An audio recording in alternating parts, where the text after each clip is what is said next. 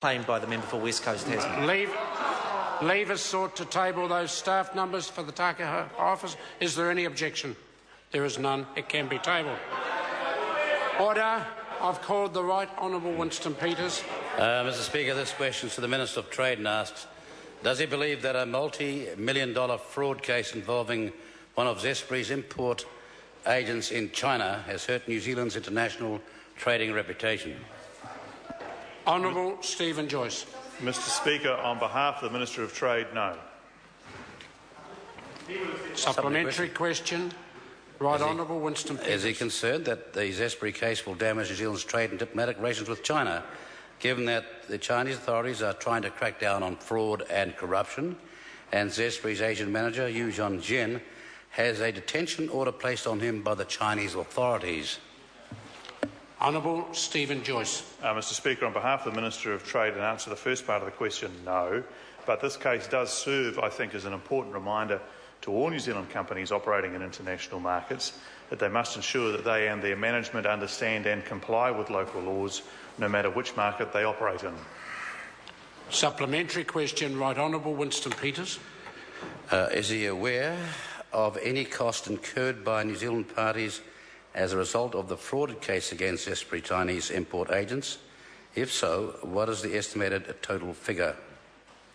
Honourable Stephen Joyce. Mr Speaker, on behalf of the Minister of Trade, if the member is referring to cost to Zespri, I'm sure there has been some cost, and no, I'm not aware of the number.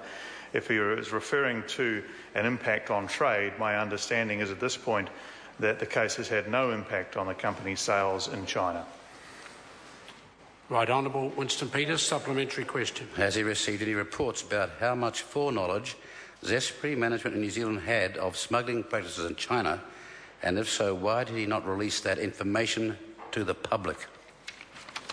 Honourable Stephen Joyce. Mr Speaker, on behalf of the Minister of Trade, to the extent that I am able to answer the question on his behalf, I think the answer is no.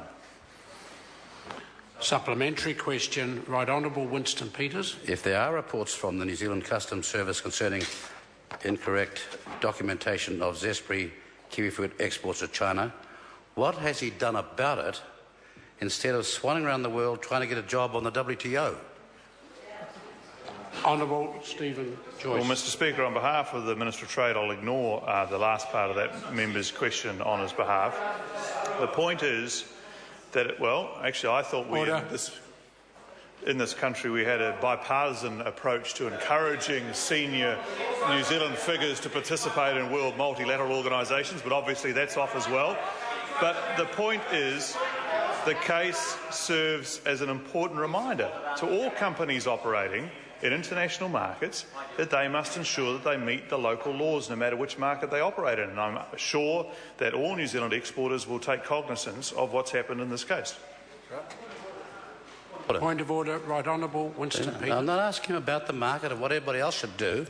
I'm asking him what has he done about customs reports of incorrect documentation. The question is pretty precise. The problem is the addition of a further part to the supplementary, but let's just have that part and see if the Minister would just... All right, let me ask him this. If there are reports from the New Zealand Customs Service concerning incorrect documentation of Zespri kiwifruit exports to China, what has he done about it? Honourable Stephen Joyce. Well, Mr Speaker, on behalf of the Minister, the question is hypothetical because I think I answered on the previous question that the Minister, to the best of my knowledge, was not aware of any such situation. But perhaps as a wider point, it is important that the companies take responsibility for their activities, and that is truly the responsibility of the companies, not the responsibility of the Minister. Question number 11, Chris Hipkins. Thank you, Mr Speaker.